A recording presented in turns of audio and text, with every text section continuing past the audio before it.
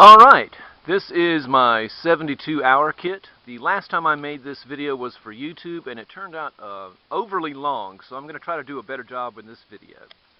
Okay, to start off with, I made sure to have water first. Water is the most important item in the kit, really, when you think about it.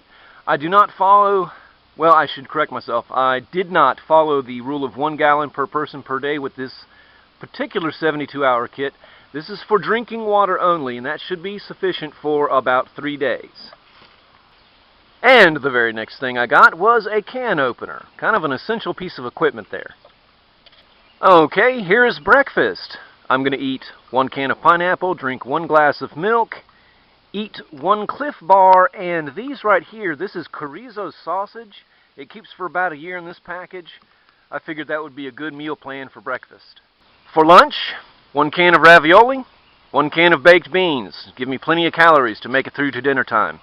And dinner time, these are almost kind of like MREs. So I figure for dinner, rice and tuna, or rice and Spam, or whatever combination of meats and rice that I might want.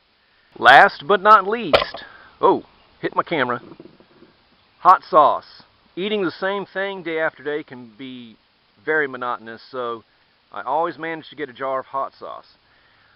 This hot sauce isn't particularly hot. I like it. I guess somebody else might think it's hot, but I actually enjoy hot sauce that's hotter than this. I included this because it is mild and other people won't have that much of a problem using this. And the equipment that goes into the 72-hour bag that I've put together, this radio, it never requires batteries. It's solar powered here. It has a hand crank on the back to charge it up at nighttime. It is a combination radio and flashlight. It never ever needs batteries. Same goes for this regular flashlight here. It's powered by hand cranking, never needs batteries. Down here I've decided to buy handfuls of these itty bitty AAA flashlights so that I'm trying to make sure everyone in the house can have one. And here are my AAA batteries stored away nicely in these little plastic containers that I found. See how neat and organized they stay in there. And over here I have my candles. This should be enough candles to give decent light for 3 days.